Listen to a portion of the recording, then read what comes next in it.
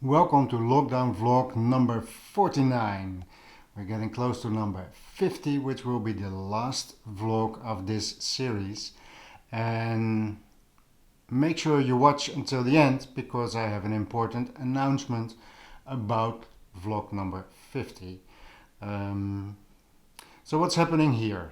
Well, as you know, I am busy setting up the surround sound setup. I'm playing around with loudspeaker placement. I had them all lined up with the center loudspeaker. So it was over there, this main Lin loudspeaker, but I placed it forward a little bit.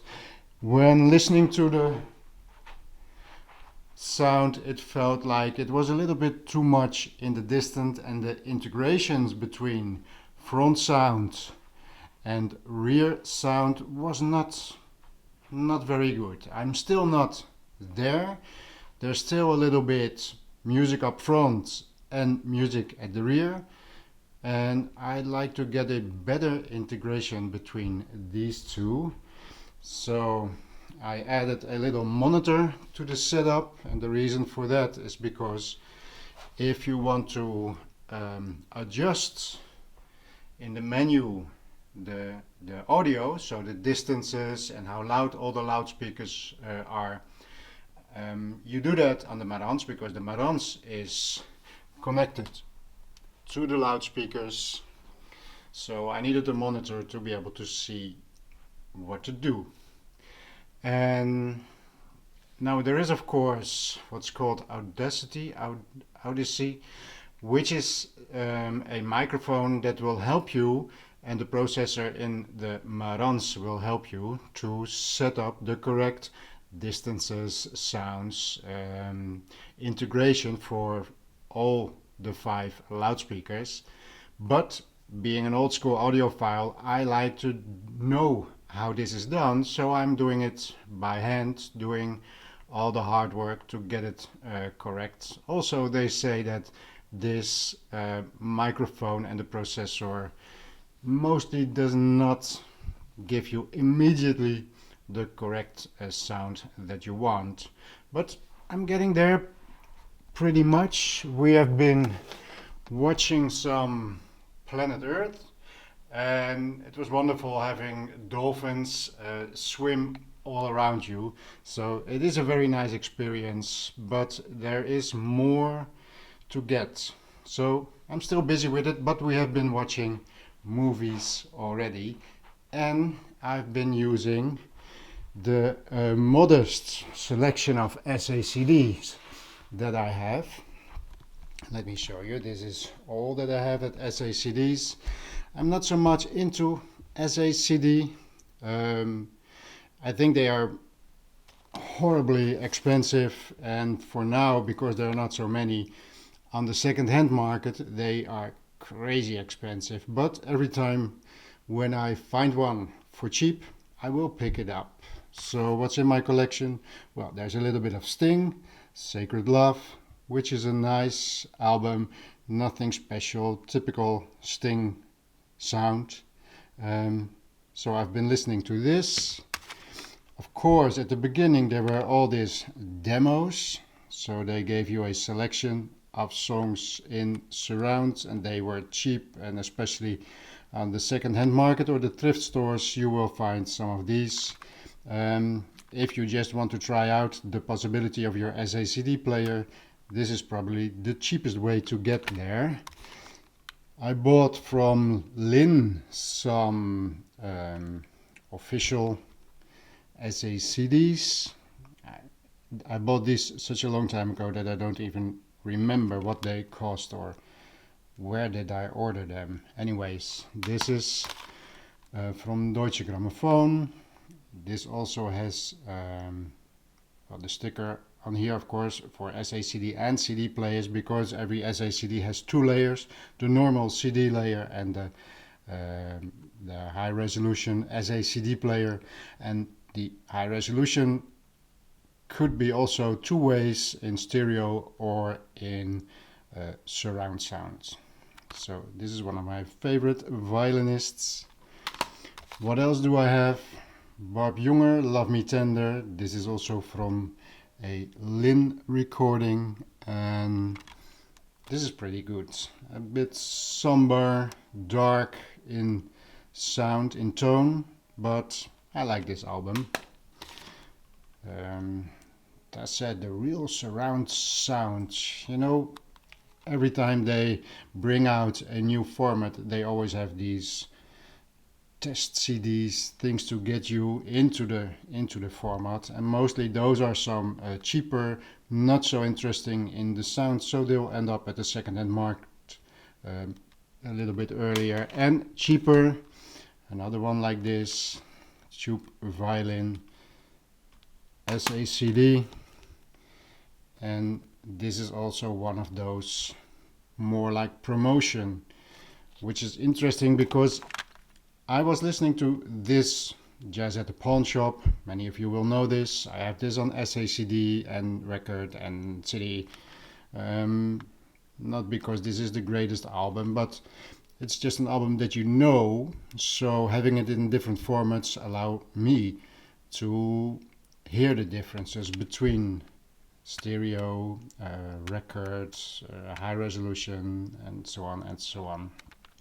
Now I did the first testing for dialing in the surround sound loudspeakers with this one, and after a lot of effort I had it dialed in pretty good. I don't think this is originally a surround sound recording, and they were very modest with how much surround sound they put onto the records. But then I played this. Now this is for promotion for SACD, and I think they completely filled up the surround sound channels more than you would normally do, just because of demonstrating surround sound. But when I played this after I did my complete setup with the Jazz at the Pawn Shop, when I placed this in there, the singers were actually standing behind me, which was very strange. So I think they overdid it a little bit. Sony, you overdid it. So that's my whole SACD collection. And what you see at some of these boxes are different than the normal box that you are used to with the square sides. Now this is called a jewel box, and this, by lack of inspiration I guess, is called a super jewel box.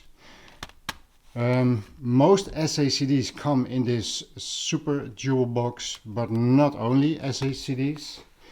If you look over here, well, let me place them over here. If you look over here, I have some normal CDs which are also placed in these super jewel boxes. Now the super jewel boxes, they have the same size as the original. So if you have a cupboard where you fit in your CDs, they have the same size, so that's not a problem. These, we all know that at the corners they break a lot, and that's because the plastic here is a little bit flimsy, and you have to push it outwards and upwards in order to open and get this this front cover off, and that's when it breaks. So the main differences for the new design is to have a better hinge like that. So this is much more sturdy, and I opened one, and the biggest difference, let me see if I can zoom in a little bit for you guys so you can see it better. Is this what I let me see, because what I want to show you, maybe this is it. So what you see over here